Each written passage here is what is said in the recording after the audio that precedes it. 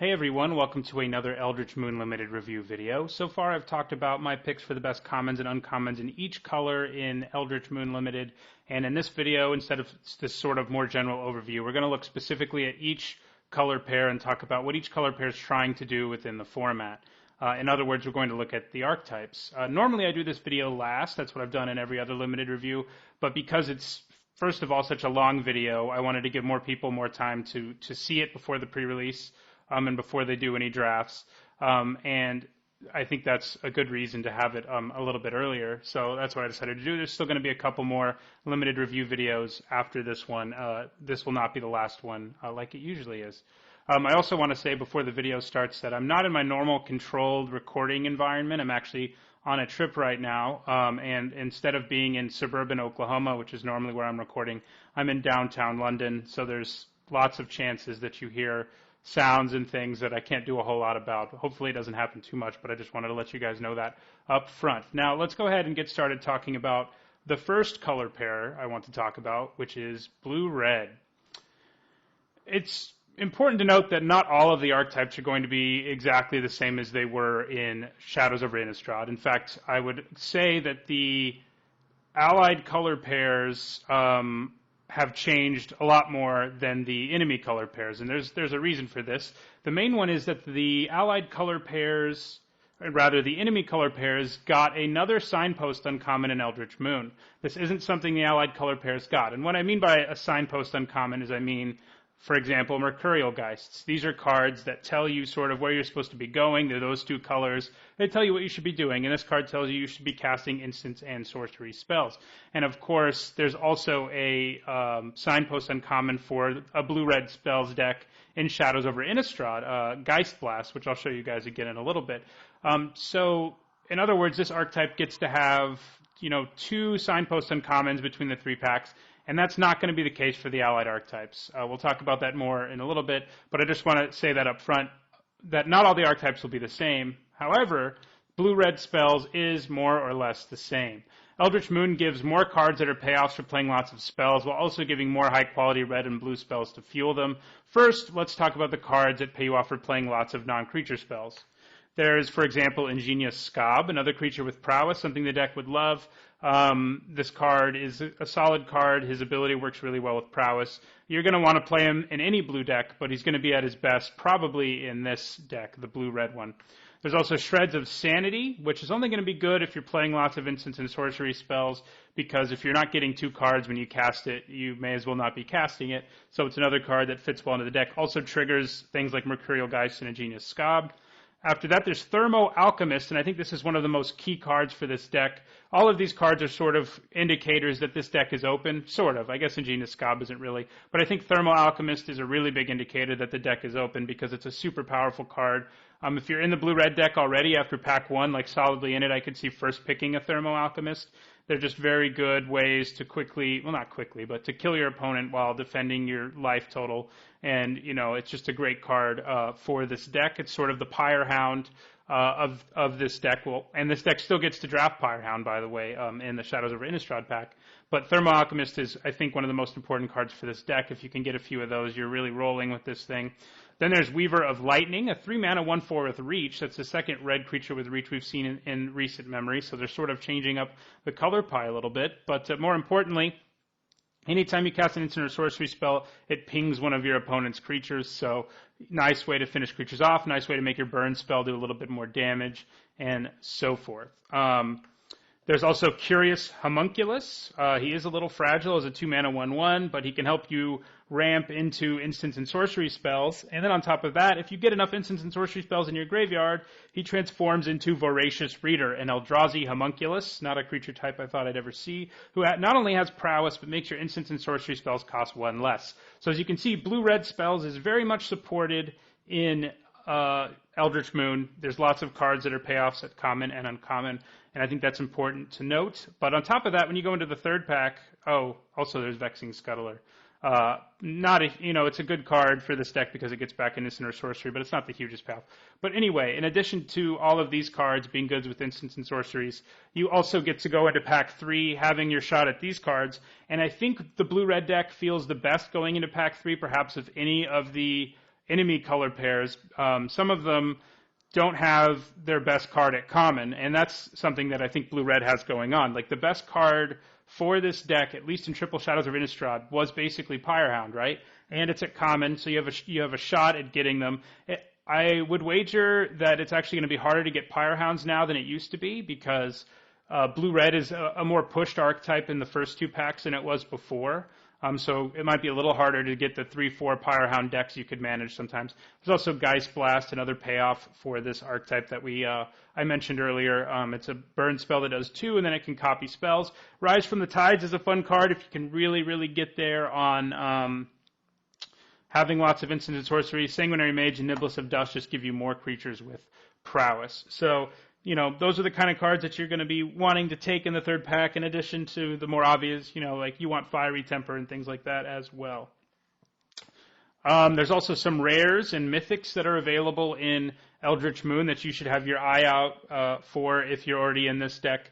Bedlam Reveler is a really sweet card that I can see doing a lot of fun things with. I might even try to make him work in Constructed just because it's a really fun card. Costs less for each instant sorcery in your graveyard, has prowess, and if your hand's empty anyway, he's like Ancestral Recall, draws you 3 cards, and that's pretty sweet. Mirrorwing Dragon works well with combat tricks, and combat tricks in general work well with this deck. When you have lots of Pyrehounds and creatures with prowess, you can do all sorts of shenanigans. Niblis of Frost has prowess, and not only that, but it taps down opponent's creatures for a turn if you play an instant sorcery spell. Docent of Perfection is the final stage of evolution for our old friend Delver of Secrets, who then became whatever he was in the last one. It just escaped my memory. But anytime you cast an instant or sorcery spell, you get a blue human wizard creature token. Then if you control 3 or more, he flips. And then he's the same thing, except he's 1 power and 1 toughness bigger. He pumps wizards. And again, like I said, the same thing. He still pumps out wizards every time you cast an instant or sorcery spell. So that does it for the Blue-Red Spells deck. I think it has a decent amount of support in all 3 packs. And it's a deck, it was my favorite deck, probably up there as one of my favorite decks in Triple Shadows, so I'm happy to see that it still has a decent amount of support. I think it'll be a pretty strong deck. From here, let's go ahead and move towards Black-Green Delirium. We move to another archetype here that hasn't changed a whole lot. Just like in Shadows over Innistrad, this deck is about getting cards in your graveyard quickly and turning on all of your spells and creatures with Delirium, so they're even more of a problem. Since this is an enemy color pair, we're starting with the 5 enemy color pairs this time, that means we'll start with Eldritch Moon's Signpost Uncommon for Black-Green, which is Mourn Willow. So Mourn Willow, a 3-mana 3/2 with haste. You're going to play that basically always. On top of that, it has a pretty good... pretty good is an exaggeration. It's kind of underwhelming, actually. His Delirium trigger makes it so small creatures can't block this turn. Could sometimes really change a game, obviously, but sometimes it's also not going to do anything. So it's not the most amazing Delirium trigger, but it's still trying to push you towards playing Delirium if you're in Black-Green. The creature has Delirium itself. So let's talk about the other cards in Eldritch Moon that have Delirium that are black or green and common or uncommon. And these 2 colors do have the most cards with Delirium combined of any color pair, as you might expect. So, first of all, there is Dusk Feaster, a 7-mana 4/5 flyer. Not really something you want to play, but if you can consistently get Delirium, it's a 5-mana 4/5 flyer, which is a pretty good deal. If you can do that by turn 5, playing in Dusk Feaster on turn 5 is really going to scare your opponent. There's also Strange Augmentation, which I don't love, but if you can consistently get Delirium, paying 1 for a +3/+3 bonus is too good for even me, a hater of auras, to say no to. You can still get 2 for 1. There's that danger, but at least your mana investment isn't considerable or something like that. Then there's Thraben Foulblood, just like a serviceable common for this deck. A 3-mana 3/2 is its fail case. And then if you have your Delirium turned on when it comes into play, actually it's not when it comes into play, it's anytime it's anywhere, it gets +1/+1 and Menace. Then there's Whispers of Emrakul, which is, an okay card. If you can't get Delirium, it makes an opponent discard a card at random. You don't really know what that means, but if you can get Delirium, it becomes Hymn to Turok, and I think that's a playable card in Limited. I think you're only going to really want to be playing it if you're a Delirium deck, but if you can get Delirium, that's pretty great. Then there's Backwoods Survivalists in green, another sort of like Thraben Foulbloods, it's just sort of like a serviceable common 4-mana 4/3 who gets +1/+1 and trample if you have Delirium. Then he becomes a very real problem for your opponent. And there's also Gnarlwood Dryad, a card which I think has higher hopes for constructed, but it's still really good because it's Rancid Rats with upside. I mean, it costs 1 green instead of 1 black, but you know what I mean. So you're going to be playing that in a lot of green decks, but I think it's obviously best when it can be a 3/3 most of the time when you have Delirium turned on. Now, the other thing you need with Delirium is a way to get Delirium, to get 4 card types into your graveyard. And that's, obviously the necessary thing for a Delirium deck to have. So do black and green have enough things to make that happen? I think that they do. They have some cards that lets you sort of choose and discard things, and in a way that's sometimes better than milling yourself, which we're also going to see some of, because of the fact that you can choose whatever card type it is you need to turn on Delirium and all your creatures. And Olivia's Dragoon is a 2-mana 2/2. It's a bear with upside, so you're going to be playing it. The bad news is, basically every black deck's going to be after it, but they're not going to be after it super highly. But your deck can take some special advantage of it. Then there's also Ruthless Disposal, which I think is my favorite Delirium enabler in the format just because it has such amazing value. It doesn't say on it as obviously that it's a Delirium enabler as some cards do. But when you cast Ruthless Disposal, you can pretty easily get 3/4 of the way to Delirium just from Ruthless Disposal because you put a sorcery in your graveyard by casting the Disposal. You have to sacrifice a creature, so we're at 2. And you also have to discard a card, so you can choose something to get you that 3rd. And then you also kill 2 of your opponent's creatures, by the way. So it does all of that, probably turns on Delirium. In a deck like this, it's just going to be back-breaking. If on turn 5 you have 3 or 4, well, you're not going to have that many, 2 creatures in play with Delirium, and you just use Ruthless Disposal. Your creatures get bigger, or they gain more abilities. You just kill their 2 best creatures, and you swing for, let's say, 8, which doesn't seem impossible. So that's a fun way to enable Delirium. There's also Wailing Ghoul, speaking of self-milling, a 2-mana 1/3 who just mills the top 2 cards of your graveyard. Crow of Dark Tidings did a good job of helping people get Delirium in Triple Shadows, and Wailing Ghoul can sort of fill that slot alongside the 1 pack worth of Crows of Dark Tidings that you can get. Crop Sigil I don't love, but it does mill your library for basically nothing. But the problem is that you did pay 1 mana at one point, and the other problem is that you used a card, and all it's doing is getting you Delirium. One thing this deck lacks that it had in Shadows over Innistrad are Delirium enablers that did things like Creeping Dread, is that what it was called? The mill the top 2 cards of your library. For every land, you get an insect. It did that every upkeep, so it did something sometimes. Most of the time, it gave you an insect in addition to milling you. Crop Sigil doesn't really do that. It can get you stuff back from your graveyard if you want it, but I don't love the card on the whole. Grapple with the Past, however, I do think is solid. If it were a sorcery, it wouldn't be great, but the fact that it's an instant is pretty nice. You can, bluff a combat trick or any number of other things, have mana for an activated ability, and then if you don't have to use it, you can grapple with the Past, which itself alone, if you wanted to, can maybe hit you Delirium if you're lucky, but it also gets you back things from your graveyard that you may have milled that you want back. Noose Constrictor is a lot like Olivia's Dragoon, lets you choose what card you discard, and it's also just a serviceable 2-mana 2/2. And this one has Reach instead of being able to gain Flying, and it gets bigger instead of gaining Flying. Then there's also Skurzdag Supplicant, which I think is a pretty good card. 3-mana 2/3 is about what you expect to pay in black for a 2/3, and then you can discard cards to make each player lose 2 life, and that means you can choose what cards to discard to get Delirium.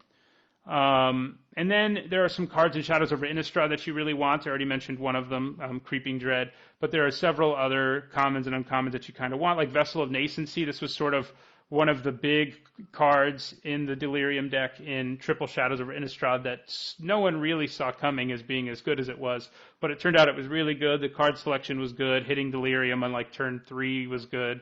All of those things were good, and so that's going to be, I think, a key card that you're on the lookout for if you have lots of cards that say Delirium on them. Autumnal Gloom is another card that can help you get Delirium, and then it actually does something a little more than the Crop Sigil, because it transforms eventually when you hit Delirium into an unstoppable juggernaut of a creature. I mean, it can be blocked, but not much else can happen to it. Then there's also just some really good creatures with Delirium. I just sort of wanted to mention one of my favorites, which was Kindly Stranger, 3-mana 2/3, who turns into, terror, well, more than terror, but a kill spell when she transforms. It also gets a little bigger. And those are just sort of some of the cards you want to look out for. Obviously, if you're really getting there in the Delirium pack in your first 2 pack, you just want to take every card that says Delirium on it and every card that helps you mill. But I think these are 3 that I would value fairly highly. There are also some rares for this deck, one of which is Emrakul. He doesn't say Delirium on him, but he kind of does. He kind of has more than Delirium because he doesn't just care about 4 card types. He cares about every card type, and there's actually more than 4 in Magic. You're not usually going to get more than 5 in draft, but I suppose if you could draft a Planeswalker, you could get there, and then he only costs 7, which is pretty awesome. Then there's also Ishkanah, Graf Widow. A 5-mana 3/5 with reach is already fine, but then if you have Delirium, it gets kind of stupid because you get some spider tokens with reach, all sorts of stupid value, and then you can start draining your opponent. I guess Ishkanah can drain people anyway, but it's only going to be doing 1 damage if you don't have other spiders. And then there's Grim Flayer. Unfortunately, all of these are mythics. I don't really know how that happened, but they all are. But Grim Flayer is going to be, I think, legit and constructed as well as a 2-mana 2/2 with Trample. Who helps you get Delirium if you do damage to your opponent. And then once he has Delirium, becomes a 4/4, and that's a pretty good deal. I think he's definitely better in Constructed than he is in Limited, just because, a card, he does get more relevant in the later game, but he doesn't get super relevant by like turn 5 or 6 usually, but he's still pretty good. He helps you get Delirium, which is something you really want to be doing. All right, so first we talked about 2 archetypes that have stayed more or less the same. In fact, they just got more support, and by the time you get to your 3rd pack in Shadows over Innistrad, you have certain things you want to be looking for. But now we're going to look at something completely different, and that is an archetype that didn't exist at all in Shadows over Innistrad, and that is Blue-Green Emerge. In Shadows over Innistrad, Blue-Green was built around the Investigate mechanic, and there's not a single card in Eldritch Moon that says Investigate on it. I guess because the mystery that the first set was about has been solved. Instead, there's a new mechanic. This time it is Emerge, a mechanic that only Eldrazi have. Spoiler alert, I guess. If you didn't know, Eldrazi, you're back again. And it's a mechanic that has more cards with blue and or green costs than any other color, although black has a little bit as well. And in fact, the sidepost uncommon for blue-green is this thing. It's not even blue or green, but it has a blue-green cost, Lashweed Lurker. And here's where I'll show you what Emerge does if you didn't already know. Basically, instead of paying the hard casting it for 8, which you don't really want to be doing, you can pay 5, a green and a blue, and sacrifice a creature. And then you subtract that creature's mana cost from that 5 green and a blue, and then you cast Lashweed Lurker for that amount of mana. And so the whole thing is sort of built around playing creatures and sacrificing them, feeding your Eldrazi. And Lashweed, all of them have entered the battlefield abilities that are relevant, and Lashweed Lurker is an example of that. It time ebbs a permanent to the top of your opponent's library, a very relevant and powerful effect. And I think it's pretty sweet because for a while, blue-green has just been like the good stuff deck for a while now. And this is 2 sets in a row where I'm actually the most excited about playing blue-green. Blue-green Investigate was a lot of fun. I think blue-green Emerge will be fun as well. Of course, there are other creatures with Emerge, and we'll talk about those first. And there are other synergies as well within blue-green that allow this Emerge thing to work. But first, we'll talk about all these other Eldrazi. This is basically the Eldrazi deck in the format, at least the most Eldrazi-ish. We also have Drownyard Behemoth. I don't love him, but, he's an Eldrazi crab, I guess. A 9-mana 5/7 with Flash. And he has Hexproof as long as it entered the battlefield this turn. That seems kind of weird. I think the whole plan behind the card is that, unlike, say, Lashweed Lurker, the really dirty thing you can do with Drownyard Behemoth, and any one of these that has Flash, is if your opponent targets something with removal, you can just sacrifice it, slam your Drownyard Behemoth down. And I think they just sort of added the hexproof element so that even the Drownyard Behemoth can't be killed that turn if your opponent has another kill spell. Otherwise, it doesn't make a whole lot of sense. And that is a relevant thing, but I don't think I would value Drownyard Behemoth quite as highly. I could be wrong. Flash is powerful, and I may be underrating it, but I don't like it as much as I like Lashweed Lurker. There's also It of the Horrid Swarm, an 8-mana 4/4, but he has Emerge 7, 6 and a green, and he gives you 2 insects when he comes into play. The thing that you want these to be doing, I think, for them to be at their best, is to get the value back for whatever card you just gave up. And if you're not sacrificing a creature that has synergy, which we'll talk about in a moment, doing something like getting 2 insect tokens is a pretty reasonable thing to get in addition to the creature you gave up. And Lashweed Lurker's bouncing something is as well. And I mean, remember, you're going to be paying significantly less for these cards. Just sacrificing a 2-drop makes Lashweed Lurker, for example, a turn 5/5/4 who puts something on top of your opponent's library. That's a pretty legitimate, scary thing to do. I mean, that's a huge tempo swing. Same with It of the Horrid Swarm. You can play it instead on turn 4 much more easily, and that's a much scarier thing. 6 power on turn 4. And usually you're going to be wanting to sacrifice creatures who have either become irrelevant in the board state or who have synergy. And we'll talk more about the synergy in a moment after we get through the rest of these Eldrazi. We also have Mockery of Nature. This one doesn't have the most relevant Enter the Battlefield ability, but I think there are enough artifacts or enchantments around that if you've really gotten there on Emerge synergies anyway, you probably run this guy. It's definitely a great sideboard card, if nothing else. So there's that. Then we have Vexing Scuttler, a card we've already looked at briefly. This one gets you back an instant or sorcery card. I actually think it may be at its best in the blue-red deck, as I mentioned. But obviously, if you can get something back here, you want to be doing that. And then there is the common Wretched Gryff. It of the Horde Swarm and Wretched Gryff are both common, and they're both pretty good, I think. Wretched Gryff is a 3/4 flyer for 7, but it has a merge 5 and a blue, and you get to draw a card whenever you cast it. So it replaces whatever card of value you gave up, in addition to making it cheaper, and I think that makes it really good. And so I think that's a card. I mean, you don't want to be like slamming too many of these into your deck because they cost so much, and if things aren't going right, they're hard to cast. But, a couple Wretched Gryffs in most versions of this deck seems right to me. So those are the Eldrazi that we have at common and uncommon in this set that have the Emerge ability.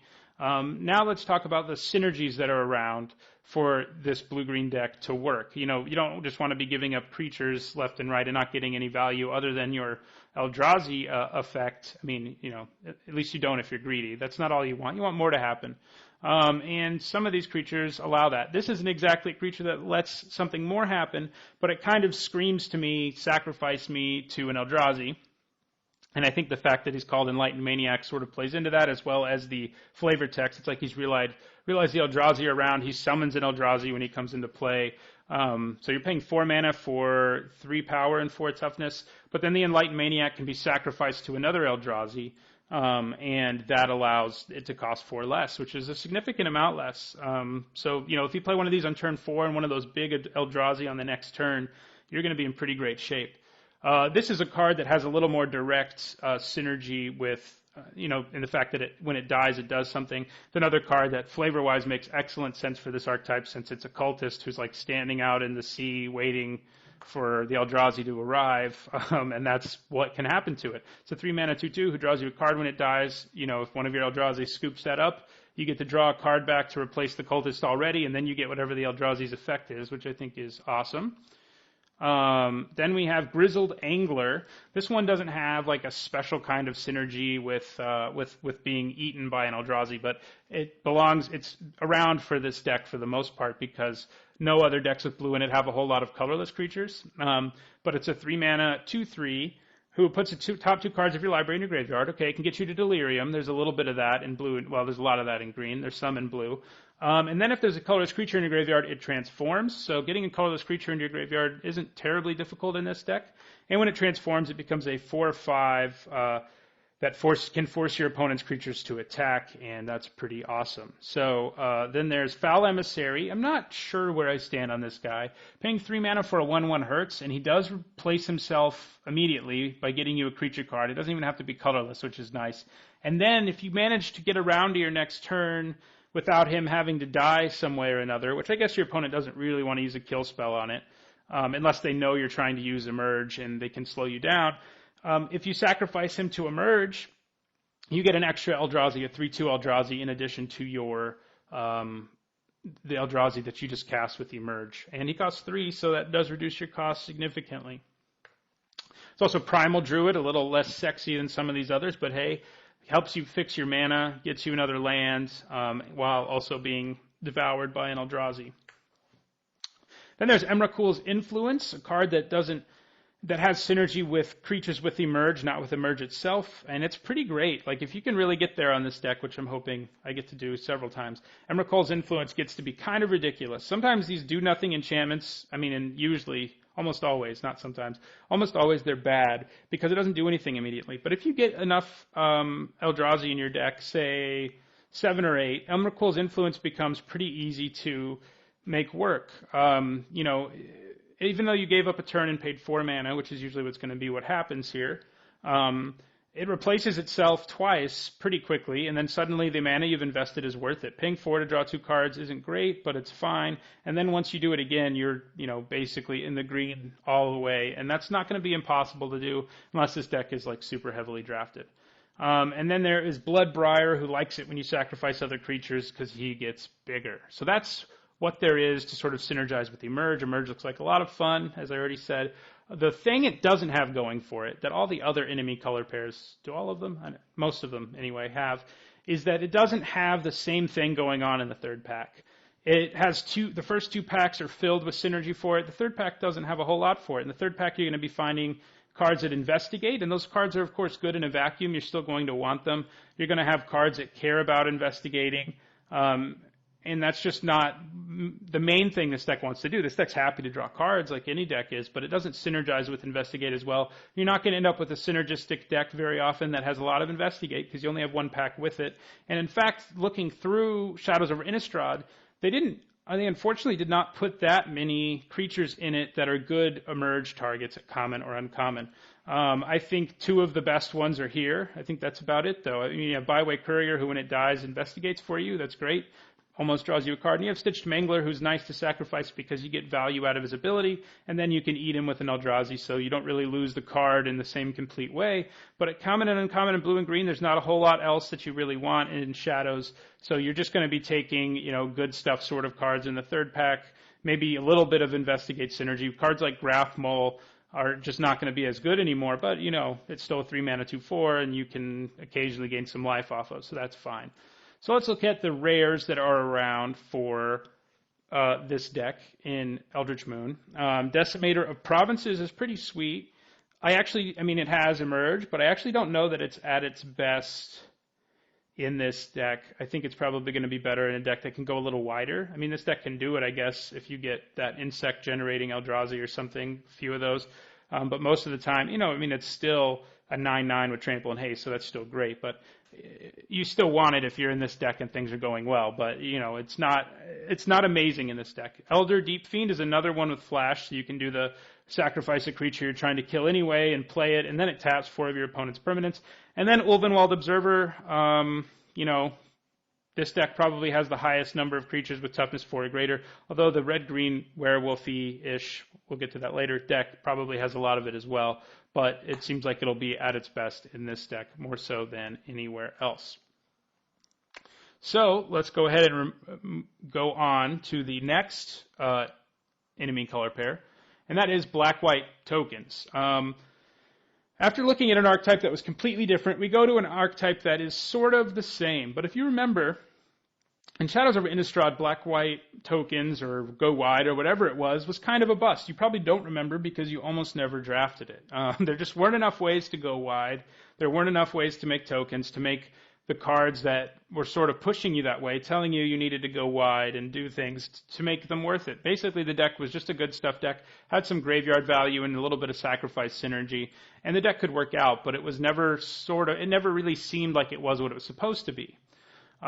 So the Signpost Uncommon in Eldritch Moon is another card that says you need to be going wide with your black-white deck, and it is Campaign of Vengeance. It says, as you can see, whenever a creature you control attacks, the defending player loses 1 life and you gain 1 life. So that's pretty nice. I mean, if you can go wide enough, that can kill someone really quickly. But it costs 5 mana. That is, we were just talking about do-nothing enchantments. This one's really can be a do-nothing enchantment.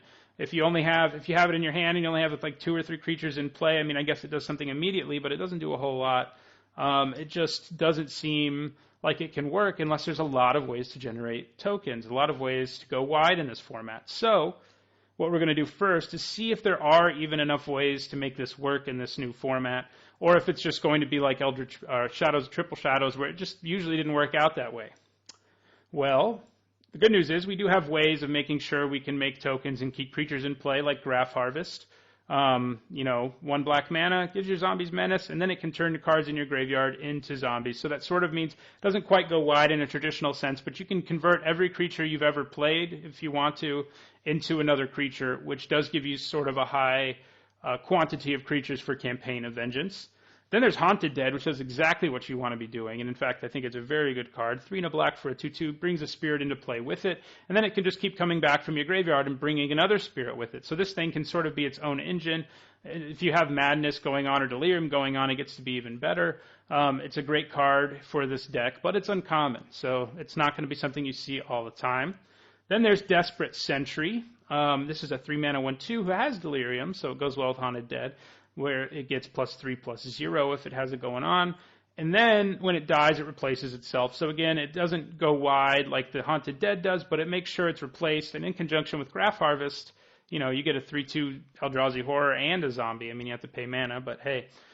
Then there's Spectral Reserves. I think this is a very key card for this deck to work. I think you need, if you want this deck to succeed, it probably needs at least 2 Spectral Reserves because it's a common and it actually goes wide and it gains you life. So it helps keep you ahead of your opponent, even though you may be building your board a little more slowly with tokens. But I think it's a card you really want at common. Then there's Thraben Standard Bearer. Again, does not really go wide in the traditional sense, but he can convert cards into creatures, meaning he keeps your creature total relatively high if he needs to. Then there's Extricator of Sin. This does, in fact, help you go wide. It's another one that's unfortunately an uncommon, though. Both Haunted Dead and Extricator of Sin would both be too good at common, but they could have powered them down a little bit to make there be like a high-quality common other than Spectral Reserves for this deck. But Extricator of Sin lets you sacrifice any permanent, which can help you get Delirium, first of all. Second of all, gives you an Eldrazi Horror in addition to himself when he comes into play. And then he can transform. I don't actually have his transformation on here, but he can, trust me. So those are sort of the various ways that the tokens deck has to try to go wide, to try to make tokens in this format. And it seems like they have a little bit more, maybe, than they had in Shadows of Innistrad, maybe about the same. But the fact that there is now there are 2 packs with all of this stuff to support tokens, and then there's a third Shadows pack, which we'll talk about now, that has a few cards that are good for tokens, such as Behind the Scenes, the card that was sort of a bust, the card that said, hey, you need to be playing tokens, and then, just kidding, you don't really have enough tokens to make that work. I think these cards are all going to be a little bit better. I think the chances of making a token deck work are a little higher. You also have Call the Bloodline, another card that can sort of convert cards into creatures. Emissary of the Sleepless, which actually does go wide in the traditional sense. If you get its Morbid trigger going, you get to have a 1/1 white spirit when you play it. Vessel of Ephemera, also, one card that gives you 2 things. Geese's Bidding, a great card for this deck, works really well with, any card that lets you discard things, and then it also helps you go wide. Nearheath Chaplain also helps you go wide while having, 4 mana, 3/1 lifelink, relevant effect on the battlefield while he's alive as well. So we asked at the beginning if a black-white tokens deck or a black-white go wide or whatever you want to call it kind of deck can actually work in this new format, or if it's going to be more of just sort of a good stuff deck with some graveyard value, minor sacrifice synergies. Those are both things that are still around. And I think the answer is that it's slightly more likely to make a tokens deck work just because you have 3 packs worth of cards circulating. I mean, you had three packs anyway, but you have in the first 2 packs support for this deck, maybe slightly more even at lower rarities. And then in the second pack, you have even more support. Might mean that it works out a little better, but I still think it's a weak and under-supported archetype. They just needed to print some creature that was like, a couple commons, maybe even just 1 common would have really tied this deck together. A common that's just like a 1 mana 0/1 that puts a 1/1 flyer into play. Well, maybe it should be 2 mana. Maybe that's too good. But you get my point. They could have printed something that wasn't that good, but really ties this deck together and could have made it work. But it's just not there. But if you do make it work, there are cards in both sets that pump your whole team for some reason. More reason to try to go wide that I didn't even put on here because I just don't think it's going to be viable most of the time. And if you do get there, though, on this deck, you can play things like Inspiring Captain and things like that. You want to be playing them anyway, but it gets even better when you can really go wide. There are some rares that could help pull this deck together, and these are those. You have Sanctifier of Souls, a 4 mana 2/3, who can eat creatures in your graveyard and put spirits into play. He also gets bigger anytime you play a creature, so if you can play multiple tokens in a turn, he gets extra big. Crypt Breaker is a zombie engine. Granted, you have to discard a card again, so it doesn't just give you zombies, but he is able to convert that into a Phyrexian Arena effect. If you get 3 zombies, you can draw a card and lose 1 life when you tap them. Dark Salvation is a really sweet card. If you can put a bunch of zombies into play, and then 1 creature gets -1/-1 till end of turn for each zombie that target player controls. So you can target yourself with it, which is ideally what you want to be doing. But it is worth noting about this card that in the mirror, if you're playing, not in the mirror, well, against a deck that has zombies in it, Dark Salvation also does something in that you can target them, and just pay 1 black and kill one of their creatures because maybe they have 3 or 4 zombies in play. So keep that in mind. Then there's Newscraft Mob, which I think is the card most relevant to making this deck work because he's also just a zombie engine, and you don't have to invest any mana or cards to do it other than him. Every time a spell gets played, he just spews out another 2/2 zombie until he's dead, which means you get value out of him even if your opponent uses removal because you get 1 2/2 zombie. So I think Newscraft Mob, these are all rares that can kind of pull this deck together, be the mortar that this deck needs. But I think most of the time this deck's not going to work out as well as R&D seems like they wanted it to. So we'll go ahead and move on to the next enemy color pair, which is red-white. This is the last of the enemy color pairs, and we also, once again, find the archetype we saw last time, red-white aggro. It was a very fast deck in Shadows over Innistrad that relied heavily on low-curve creatures and combat tricks to finish games and clear creatures out of the way. Like the other enemy color pairs, red-white got a signpost uncommon, but it's just a card that's good. It's Ride Down. We saw it in Khans of Tarkir, and it's back now. It's pretty strong removal in an aggressive deck because your opponent's going to be wanting to block you all the time.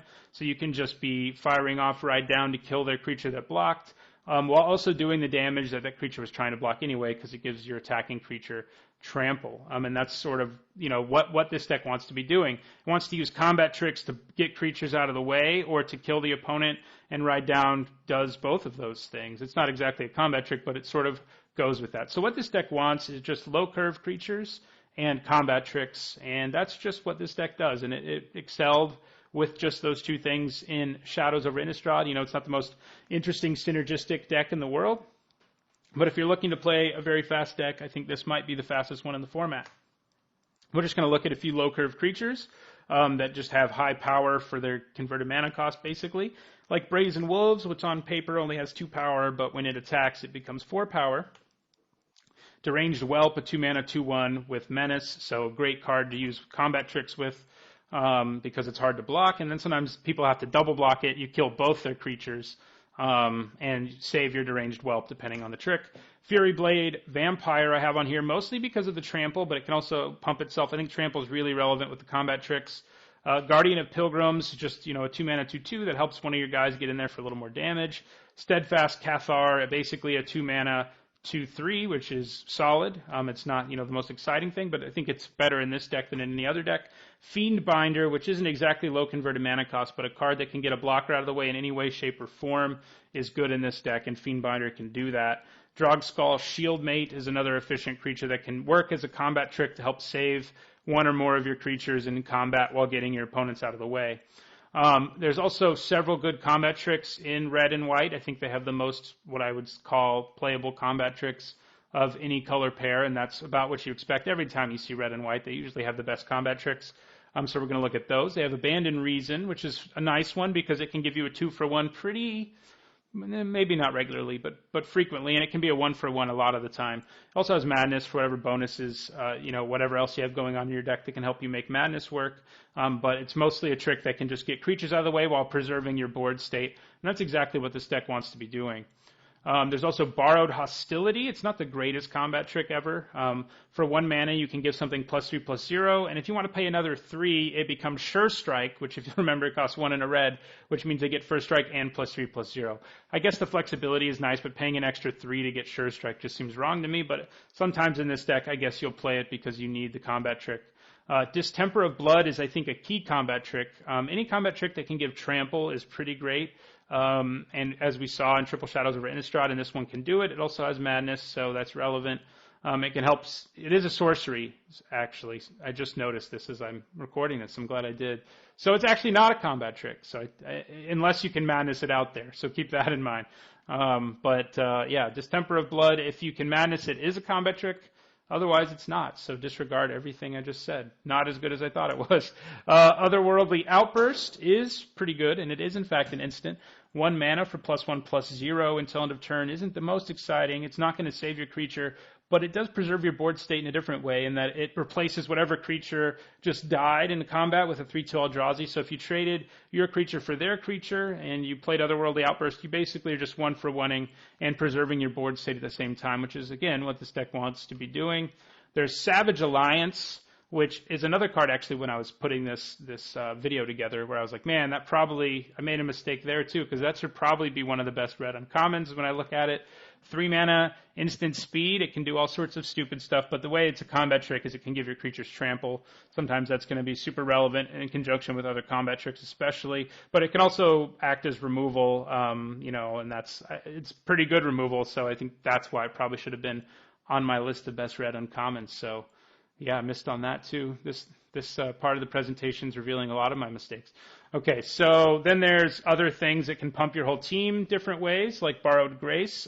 For 5 mana, it can give your whole team +2/+2, which isn't a bad deal. And for less, it can just pump, power or toughness. But the 5 for +2/+2 at instant speed isn't something we see super often. And it's not the most efficient, but if you've really gotten, a lot of creatures and a lot of combat tricks, if you got a lot of creatures, I guess Borrowed Grace is a combat trick, then the Borrowed Grace can be pretty good. Give No Ground, I don't think is a card that's like usually going to be for this deck. I think it's probably for a more control-ish deck, but it's definitely a card that can end up devastating your opponent one way or another. So that's a card to keep in mind. In general, if someone plays this against you, it's pretty ugly, incidentally, as well. So here's a few key cards from Shadows over Innistrad for this deck. Cards that really excelled in triple shadows. Valdarin Duelist is great in any aggressive red deck because it makes something unable to block, which is exactly what this deck wants to do. Griff's Boon throws one of your creatures in the air. Uncaged Fury is great in conjunction with Trample because it just kills people. And Nahiri's Machinations I have on here, and I actually don't think it's super critical to this deck. I didn't love the card in triple shadows. Still don't love it. It's a fine card. Obviously, it fits into this deck, but it's not amazing. But those are sort of cards to keep in mind. There's also Rush of Adrenaline, which is probably worth keeping in mind. The 1 red +2/+1 and Trample spell is very good, so keep that in mind as well. So that does it for the enemy color pairs. Next, we will look at the ally color pairs, and we'll see what's changed, what's the same in this new format. So the first allied color pair we're going to look at is green-white humans. As I mentioned earlier, the allied colors did not get a signpost uncommon in Eldritch Moon, meaning that in a way they're one synergy card shorter at the lower rarities anyway than their enemy-colored opponents are. Most of the archetypes we know from Shadows over Innistrad sort of stayed intact in one form or another, although for the most part the tribal elements are a little bit less pronounced in Eldritch Moon, with some of the decks gravitating more towards good stuff decks and others focusing on more mechanical elements than tribal ones. If you want to go super tribal with any of these allied color pairs, you're probably going to have to get lucky in your third pack of Shadows over Innistrad or open up a few rares that push you that way. Speaking of rares, instead of signpost uncommons for the allied color pairs, they seem to have instead chosen to print signpost rares. The term signpost might not be perfect for them, since unlike the uncommons, you aren't going to see them all that often. But I think all of the gold rares for the allied color pairs do a pretty good job of sort of summing up what each deck is about. So for each of these color pairs, that's where we're going to start. For green-white, that means Heron's Grace Champion. This is just a good card in general, even if it didn't have anything to do with humans. A 4 mana 3/3 with Flash and Lifelink is something you always play. But on top of that, also it can give all of your humans +1/+1 and Lifelink when it enters the battlefield. So again, humans do seem to be what sort of the archetype that we have going on in green-white. And I would say of all of the tribal archetypes, meaning all the allied color pairs, humans is the one that actually has the most support within Eldritch Moon alone. The others don't have nearly as much support. So this is one where you actually don't have to get lucky in Shadows over Innistrad, and you can still have a pretty solid human synergy deck just based on the first 2 packs. It's not, as we're going to see, that's not the case for the other 4 allied color pairs, but for humans it is. So let's talk about the humans in Eldritch Moon, or the human payoffs really in Eldritch Moon, the things that say, man, I want to be playing humans. In addition to Heron's Grace Champion at rare, there are plenty of commas and uncommons that make you want to play humans too. One of the best of these, I think, is Courageous Outrider. A 4 mana 3/4 is already kind of what you expect to pay. 4 mana for 3/4 is kind of what you expect to pay. But on top of that, you get to look at the top 4 cards of your library, and you get to reveal a human card from among them and put it into your hand. If you're in white at all, you're probably going to have several humans, so this card's going to be good outside of the human deck, because you don't really need, in a limited deck where you're looking at the top 4 cards of, let's say, your 20 card library, you don't need that many humans to hit one, but obviously it's going to be at its best where you can choose between a bunch of humans or where you basically have a 100% chance of hitting a human with it.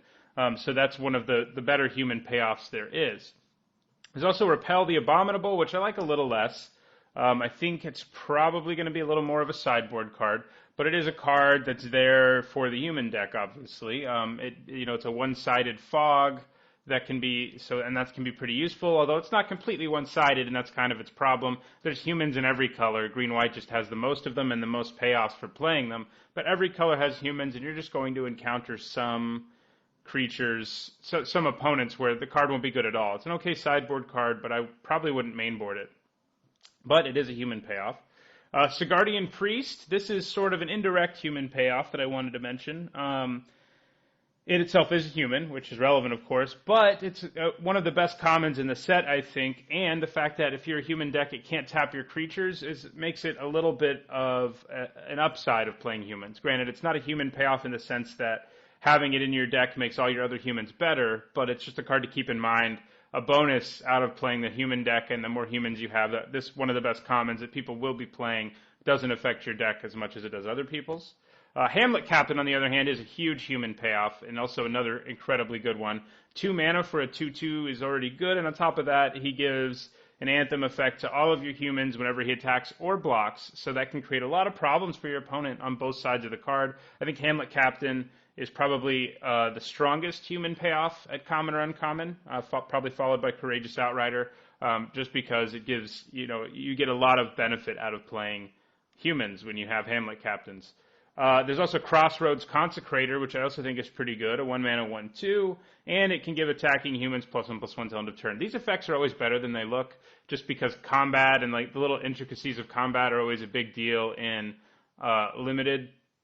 And Crossroads Consecrator sort of allows you to wreak havoc in combat, at least when you're attacking. Like if you're attacking with 2 humans and your opponent's like, man, I could block one of them if it weren't for that Crossroads Consecrator in play, because now he can just make it so our guys trade or his just kills mine straight up. And that's the kind of thing that a card like the Consecrator can do. I wouldn't take it super highly. I think Hamlet Captain and Courageous Outrider are things you want to take before it, but I think Crossroads Consecrator is pretty good.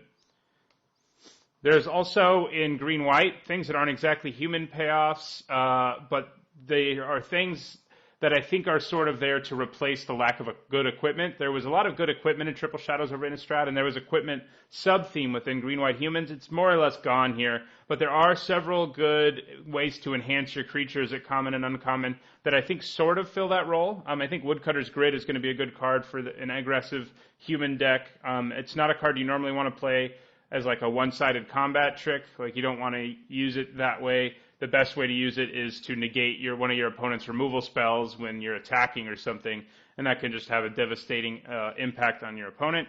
And these 2 colors also have the 2 best auras in the format, which for me basically means the 2 auras at common and uncommon that I think are playable. One of those is Faith Unbroken. It's a 4 mana for a +2/+2, so it's sort of like equipment. On top of that, it exiles a creature until Faith Unbroken leaves the battlefield. Now, that does mean when your creature dies, they get theirs back. But the power level on this card is high enough that I think it's an aura that's actually worth playing just because the payoff of it is so big. And the other aura that I think is worth playing that's in these colors is actually Wolfkin Bond. It pumps one of your creatures and then gives you another body. That body's not a human, but that's okay. And I think these 3 cards are cards that the human deck is going to want. They're going to be nice things that help the humans remain relevant in the latter part of the game. Like I said, that was sort of equipment in Triple Shadows over Innistrad, and now it's more these auras and and Woodcutter's Grit, among some other combat tricks, but that's the one I wanted to mention the most. Now, there are human payoffs in Eldritch Moon, several of them. You're going to see, especially compared to the other archetypes we look at, the tribal allied color pair archetypes, humans got way more payoffs than anyone else did. But there's more in Shadows over Innistrad that I think you should have your eyes out for. I think especially important are the 2 on the left, Veteran Cathar and True Faith Sensor. I just mentioned how good equipment was, and True Faith Sensor is an amazing card, a great common that you're going to be able to pick up at least one of, hopefully, for your human deck. The fact that it gives +2/+1 and Vigilance to your humans is great. And Veteran Cathar, of course, I was talking about wreaking havoc with combat, and Veteran Cathar does an even better job. And the Provisioner's not as important, but I bet you probably most of the time you're in this deck going to end up picking up one of them, because it's a common, and it's something that is just fine in your deck because it's a 4-mana 3/3 who does something with your humans. It's also worth noting sort of the bonus of these decks not being as supported in the first 2 packs, of all the allied color pairs, of them not being as supported, is fewer people will be in the allied color pairs in the first pack. So even though the third pack you're sort of reliant on, especially more so with the other color pairs, fewer people are going to already be in the colors, theoretically. At least that's what I'm thinking will happen. So you may actually end up picking up more payoff cards for your archetype than you think, just because other people will be doing enemy-colored pairs, which are much more heavily supported. So that does it for Green-White Humans. It's a lot of ways the same deck. It has lost its sort of equipment theme, at least in the first 2 packs. You can pick up a little bit to support that in the third pack, but there's not nearly as much good equipment to go around because there's not that really any great or even good equipment in Eldritch Moon at common or uncommon, and that was something that the Green-White Humans deck had going for it in Triple Shadows. So from Green-White Humans, we'll move to the next archetype, which I think is Blue-Black Zombies, sort of. I talked about how the other color pairs don't have nearly as many payoffs, and that's definitely true of zombies. Our sort of signpost mythic in this case is Gisa and Geralf, a great card. It'd be a fun card to first pick and try to build around. And 4 mana, 4/4/4, mills the top 4 cards of your library, and then you can cast zombies from your graveyard. Only one, but there are only 2 other cards that are common or uncommon anyway that are zombie payoffs, and I do think they're both pretty good. I like Cemetery Recruitment a lot. Being able to return a creature from your graveyard to your hand, and if it's a zombie, draw a card, is pretty relevant. It's 2 mana, draw 2 cards. That's a pretty good card. You have to have gone deep on zombies to get there. Then you also have Graph Harvest, which gives all your zombies menace, while also allowing you to turn every creature in your graveyard into a 2/2 zombie. But that's it. That's the only real big zombie payoffs there are in Eldritch Moon. And so this is sort of, like I was saying about the allied color archetypes, this is a deck that will be, if you're trying to go really tribal, a deck that will want to be able to get the cards it needs in Shadows over Innistrad to make it a tribal deck. But I do think that all 3 of these cards have another thing in common that I think is more related to what Blue-Black will be about more often than not, instead of being zombie-themed, which will definitely be a sub-theme in the deck, but no longer a primary theme, and that is related to graveyard value and graveyard synergies. All 3 of these cards do things with your graveyard, and that is also something that is going on in Blue-Black in general, and happens to be going on with cards that are zombies in Blue-Black and Eldritch Moon as well. So we'll talk about some of these creatures that care about the graveyard. One of those is Haunted Dead. If it gets into your graveyard, it can come back. So, self-milling things and things like that give you more stuff in your graveyard, and Haunted Dead can come back from your graveyard and brings a spirit with it. Happens to be a zombie. Liliana's Elite. I'm not really sold on this card. You'd need a ton of mill to make it work, but I think it's another card that sort of drives home the point that this deck is about the graveyard. It's a zombie who gets bigger for each creature in your graveyard. Thraben Foulbloods, it's just a card with Delirium, happens to also be a zombie, and Delirium's not going to be that hard to get in this deck because there is self-milling around, such as Wailing Ghoul, who's a 2-mana 1/3 zombie, who mills the top 2 cards of your library when it comes into play. And then there's Advanced Stitchwing, another zombie, much like Haunted Dead, who refuses to die and always comes back from your graveyard if you have the cards to bring him back. And there's also Laboratory Brute, who can mill you some. And I think this is probably the deck, the blue deck at least, the deck that's got a lot of blue in it anyway, that Spontaneous Mutation will be best in.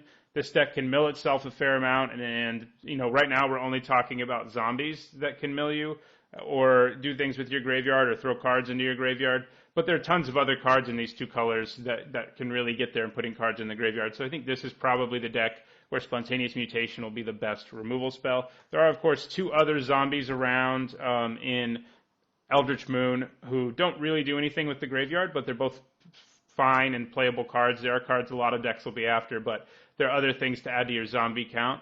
So what this means is that this deck is very graveyard based. It also has a few other things going for it. Has lots of ways of discarding cards that we already saw, like by getting creatures back from your graveyard or whatever. So cards with Delirium, cards with Madness go well into this deck. I think Madness and Delirium are both going to be sub-themes within the blue-black deck, which may or may not have a zombie theme.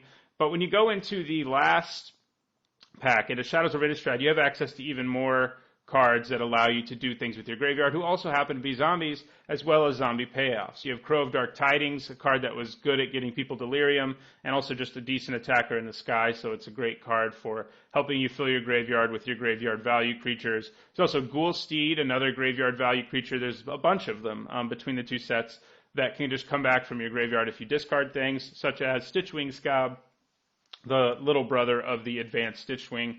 And then there's the zombie payoffs like Drew Now Corpse Trawler, Lamplighter of Selhoff, and Compelling Deterrence. There's a few more as well, but, I just mentioned a few of them. But those are all cards you're looking for. And again, remember, this deck is sort of going to have a lot of things going on. Most of the time, I don't think you're going to really get there on a super synergistic zombie deck, unless you open up like Diregraph Colossus or something. Most of the time, it's going to be a blue-black deck that's sort of mid-rangey and control-y that happens to have a lot of zombies in it, and maybe you have a few zombie payoffs, but it's not usually just going to be a full-blown zombie deck. Like I said, there just isn't enough support for zombies in the first two Eldritch Moon packs.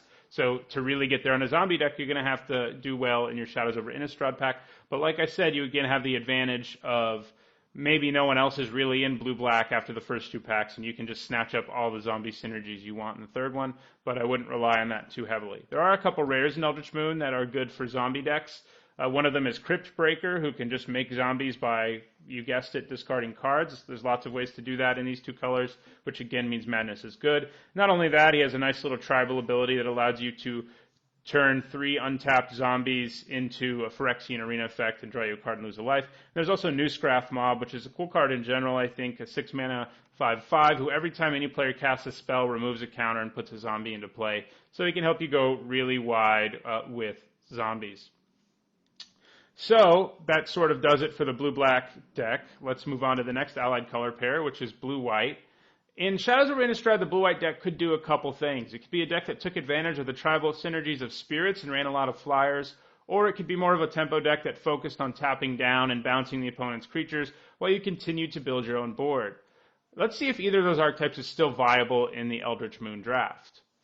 First, we'll talk about what the rare signpost rare is, and it's Spell Queller. It is a creature who is a spirit, and it's a very good card in general. And it also has a sort of a tempo ability because it lets you build your board while countering one of your opponent's spells. So it sort of seems like either one could be possible. But if you thought zombies didn't have a lot of tribal support in Eldritch Moon, it's not going to take me very long to tell you how much tribal support there is for spirits in Eldritch Moon, at least at common and uncommon. There's Nebelgast Herald, and that's it. It is a good card, but there are not hardly any spirit synergies. So the spirit deck is even less well supported. It doesn't get a common the way most of these other color pairs that we're going to talk about did. It just has an uncommon. So the spirit deck is going to be even harder than the others to pull off on a consistent basis, because that's all you got. Now, let's see if there's enough cards to sort of help a tempo deck work. What you need for a tempo deck are creatures with good enter the battlefield abilities, creatures as well as bounce spells, and ways to tap your opponent's creatures. And there are a few ways to do that in Eldritch Moon. Chilling Grasp is a good example of that. It lets you tap down 2 of your opponent's creatures. They don't untap for a relatively low cost, and you can do it at instant speed, so that's pretty great. Drag Under gives you a bounce spell, but it's a sorcery, so I don't love it. Fogwalker is the kind of thing that would have gone well in the last set's tempo deck for sure. It lets you keep an opponent's creature tapped while giving you a decent body and relevant stats. Unsubstantiate is another bounce spell. Drogskull Shieldmate has a nice little flash ability, and he's valuable because he can pump your team to make them survive things. And Subjugator Angel is another card that can sort of tap down all your opponent's creatures. But none of these really makes it so a tempo deck can work. We don't have the good cards like Jace's Scrutiny or Expose Evil. The cards that really made the deck work in the last set just aren't around in Eldritch Moon. So I don't actually think the tempo deck or the spirit deck is going to be doable most of the time, since we now have only 1 pack of Shadows over Innistrad and 2 packs of Eldritch Moon. You can definitely see that you could sort of get there if you pick up these few cards that are good, like Chilling Grasp, Drag Under, and Fogwalker, and then pick up all of the tempo stuff in the third pack. And same for spirits. If you pick up like a couple of Nebelgast Heralds and your creatures happen to be spirits, which most of them are in this color, you can sort of pick up some spirit synergies that really make it work, but there just aren't enough spirit synergies to go around in Eldritch Moon or enough tempo cards. Instead, I think the deck has sort of reverted back to what sort of its more primal, archetype is without any sort of special mechanics or tribes or anything like that, and that is Blue-White Skies. This is sort of the fallback for whatever blue-white archetypes are when they don't have like a clear archetype, because blue and white tend to have the critical mass of the most creatures with flying, and that's true here again. There are plenty of common and uncommon creatures with flying, and so this deck just becomes a deck about playing creatures who can fly, swinging over the opponent, using the few tempo spells that are around to get flying blockers out of the way, and just swing until your opponent's dead. And so we're going to talk about the efficient, costed, good flyers that are around in Eldritch Moon at common and uncommon. Sort of the poster child of Blue-White Skies is often just a 3-mana 2/2 flyer, and one of those is here. That's a common you probably are perfectly happy having 2 of in this deck. Not a spirit, by the way, so that's worth noting. Geist of the Lonely Vigil, a 2-mana 2/3. It does have Defender, but it also has flying, and if your deck can get Delirium, which is entirely possible in a blue-white deck relatively early, then it can actually attack. I don't love the card a whole lot. I wouldn't take it early because it has the problem of just not being able to attack, which is mostly what you want to be able to do in the early game, although it's an okay blocker in the early game, which flying decks usually want. There's also Spectral Reserves, a card that I think is solid in this deck because it gives you two bodies that do happen to be spirits, and it gives you 2 power of flying and you gain 2 life. I think that's a solid card. It's not amazing. Again, don't take it early, but it's a perfectly good card to have. And it is a common, so getting a couple of those isn't too bad either. Going Dawngriff, Spectral Reserves isn't a terrible way to curve out. Then there's Subjugator Angel, who we saw a minute ago, who can sort of just help you finish the game with your flyers by tapping your opponent's dudes down, while also giving you a decent-sized body. Advanced Stitchwing, one of the unkillable zombies who can keep coming back and is great in that way. Nebelgast Herald, our friend, happens to be a spirit. Works pretty well. In general, tapping a creature down, it sort of is a tempo card while also being a good attacker. Tattered Haunter, I think, is another key common. The dream sort of curve out with just commons with this deck is to just go Tattered Haunter, Dawngriff, Spectral Reserves, and that means you have 6 flying damage in the air on turn 4, and that's pretty good. So this deck can be pretty aggressive in that way, and there are enough commons that are good flyers that I think Blue-White Skies is basically what the deck will be. It'll have some elements of spirits. It'll have some elements, tempo's always around in Blue-White, but it's not usually going to get there as like a super synergistic spirit deck. But when you go into the last pack, there are the 2 big spirit payoffs you can get, which are Spectral Shepherd and Apothecary Geist, since a lot of the creatures are spirits anyway, and those are things that also happen to have flying. In this pack in general, you'll also just be picking up more reasonable creatures who have flying as well. But then you can also gain access to the good tempo cards as well, like Jace's Scrutiny, Expose Evil, to help get flying blockers or blockers with reach out of your way so you can just win the game one way or another. So that is the blue-white archetype, which is spirits again, but mostly skies, I think. Next, we'll move to the red-black archetype. Oh, no, not yet, we won't. First, we'll talk about the one rare who has spirit synergies, who is Mausoleum Wanderer. It's pretty good. It's not amazing. It'll actually, in Constructed, I think, be very good. Curse Catcher is pretty good, right? But it's a 1-mana 1/1 flyer who gets +1/+1 every time you play another spirit, and you can sack it to counter instants and sorcery spells. It's not something you should take early, even if you're in the spirit deck, I don't think. But if you can get a lot of spirits, obviously it gets to be pretty good. So let's move on to the next allied color pair, which is red-black.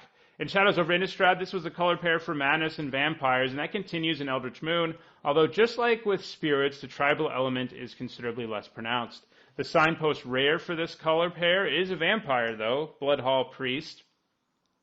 The Priest encourages you to not have cards in your hand with its amazing triggered ability, and it also encourages you to be discarding cards, something that happens to go together pretty well, it turns out, since the creature itself has madness. So emptying your hand by discarding cards and paying madness costs is sort of what we have going on here.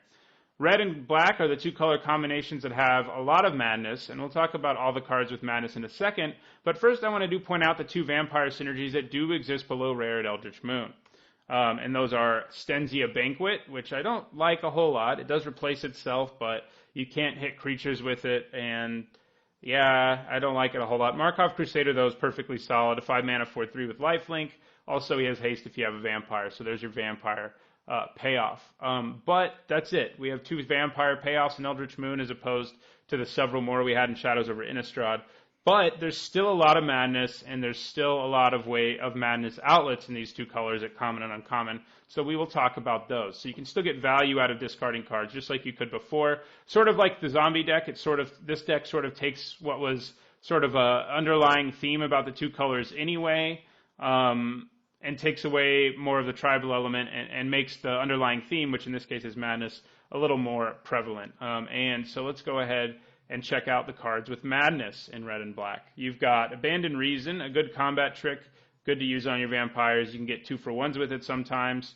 There's Alchemist's Greeting, which obviously everyone's going to want, but it'll be at its best in a deck that can really abuse madness. There's also Distemper of the Blood, which is a card, as I noted earlier in this review, that is actually going to be much better if you can actually madness it out because it's only a sorcery. So madnessing it out is key to it actually being a combat trick. There's also Insatiable Gorgers, just a 4-mana 5/3, but you can madness it out as well. I'm a little disappointed with the power level of Insatiable Gorgers because I don't know. I mean, it should cost less with madness or something because you pay 4 for a 5/3 or you pay 4 for a 5/3, and it doesn't have, those aren't the most impressive stats, and it has to attack every turn as well. But if you can really get madness rolling, obviously you want it. There's also a Weirded Vampire, another vampire who has madness. As you probably noted, 2 of the cards at common and uncommon with madness and Eldritch Moon are vampires, so they have that going for them. In addition to having the madness ability, so the vampire synergies around in the 3rd pack are relevant for them. There's also several repeatable ways is what I've included here. There's several ways to do it once to trigger a madness ability, and here we're looking at ways to do it multiple times. Haunted Dead provides that, lets you discard 2 cards. It's not repeatable in the sense you can do it whenever you want, but it's repeatable in the sense that every time it dies, you can do it again. Olivia's Dragoon is repeatable in the sense you can do it whenever you want. Also a vampire, which is relevant, and it can gain flying, too, when you discard a card. Scourgedag Supplicant lets you discard cards whenever you want as well. Well, you can only do it once a turn, I guess, while also making players lose life. For Fury Blade Vampire is another vampire who's good with madness and gets big when you discard a card to it. It is worth noting about Fury Blade Vampire that you can't do it whenever you want. You have to do it at the beginning of combat, and that is a bit of a downside. Prophetic Ravings is another way to repeatably discard things. I don't know how much I like it yet. It does only cost 1 red mana, so the downside isn't huge or anything if things go wrong, but it is a way to make all your creatures into mad prophets. So there are also, in the final pack, there are both vampire payoffs, more creatures with madness, and I'm going to show you things that are one or the other, or in some cases both. So we have Blood Mad Vampire, who's both a vampire and a great madness card. It was a card that really, I think, performed better than everyone thought. I know it performed better than I thought in Eldritch Moon. I mean, in Shadows over Innistrad draft, not only because of the madness, but because there were so many ways for it to get in for damage early with all the combat tricks and things like that, and then it became difficult to deal with. Call the Bloodline is a madness outlet who gives you vampires. And then I think 2 of the key vampire payoffs are Indulgent Aristocrat, who can pump all your vampires, and Olivia's Bloodsworn, who can give your vampires haste. So that's the red-black vampire madness deck. From there, let's move. Well, we're still talking about them, but let's talk about a couple rares that go really well in this deck. One of them is Stromkirk Occultist, who itself has madness, and it's a 3/2 trampler. On top of that, when it deals combat damage, you get to exile the top card of your library, and you can play that card, which, because it has trample, means usually, at least in the early game, it's probably going to get in for damage even if it dies, and you'll get a card out of it. Stromkirk Condemned is, again, a card that really shows you both you want to be discarding cards and playing vampires, ideally, and Stromkirk Condemned can do both for you. Pumping your whole team is awesome. He can only do it once a turn, as it says, but that's still pretty good. So, from vampires, we head to the final allied color pair archetype, which is red-green werewolves, I guess. And this is the one I think looks the least like its former self. The signpost rare in this case, which is actually a mythic, Ulrich of the Krowlin Horde, is a super cool card. But don't get too excited. While werewolves have a solid amount of support in Shadows of Innistrad, like spirits, their support has almost dried up in Eldritch Moon. Ulrich is actually the only werewolf who has the original werewolf transforming ability in Eldritch Moon. All the others transform differently. He has the, no spells transform him, 2 or more spells untransform him abilities, and he's obviously really strong because he can just pump dudes like crazy. So that's nice. He also does it when he enters the battlefield, which is worth mentioning. But he's the only werewolf who transforms in that original way, and there's only one werewolf payoff at common or rare, and it's not even that good, common or uncommon, and that is Waxing Moon. 2 mana, transforms a werewolf, and creatures you control gain trample. Worth noting, if you don't realize this already, if you don't have a werewolf in play, you can't even use you can't use the card at all. It has to have a target. So that's sort of a downside. The upside is there are lots of cards in this set who are werewolves on their front side. So there are kind of going to be more werewolves in play. But that's the only werewolf playoff in Eldritch Moon. However, this deck is, I think, going to actually be pretty good. It's basically a red-green aggro deck. It just so happens that most of the best aggressive creatures in red and green are wolves or werewolves, and we'll talk about that now. And I think there's some special strengths to these new werewolves that we'll talk about. First, we'll talk about a couple wolves. We got Brazen Wolves, who we saw, is good in any red aggro deck. 3 mana for 2/3, who effectively has 4 power, at least when you're swinging with him. Deranged Whelp, but difficult to block. 2-drop. And then we get into werewolves. And the werewolves in this set all transform differently. Instead of transforming in an uncontrollable manner or a partially uncontrollable manner, they transform whenever you want them to. And they can't untransform. Once they transform, they're that other size. But what this means for all of these werewolves is that they're all creatures who happen to be relevant in the early game and in the later game.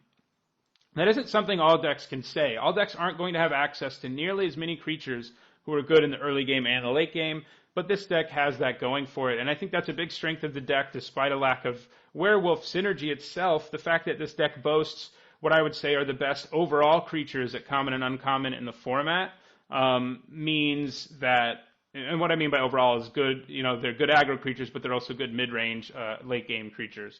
I think that's a big strength of the deck. For example, we have Conduit of Storms here, who adds mana to your mana pool when it attacks, which is nice. In some ways, if your opponent can't stop him, he can sometimes use that mana to transform himself into whatever he becomes, which is Conduit of Emrakul. He's just a bigger creature. He goes from being irrelevant 2/3 at 3 to being a 5/4 in the later game who can add even more mana to your mana pool. Then we have Smoldering Werewolf, which is a card I like a lot. I can just see myself getting lots of 2-for-1s with it, and that's something I always enjoy. So he has a great early game effect on turn 4. And then in the later game, he becomes pretty ridiculous, a 6/4 who shocks every time he swings. Then there's Vilden Pack Outcast. He's not as early game of a card, obviously, but you're going to play a 5-mana 4/4 with Trample who has the ability to give himself the Flowstone ability, +1/-1.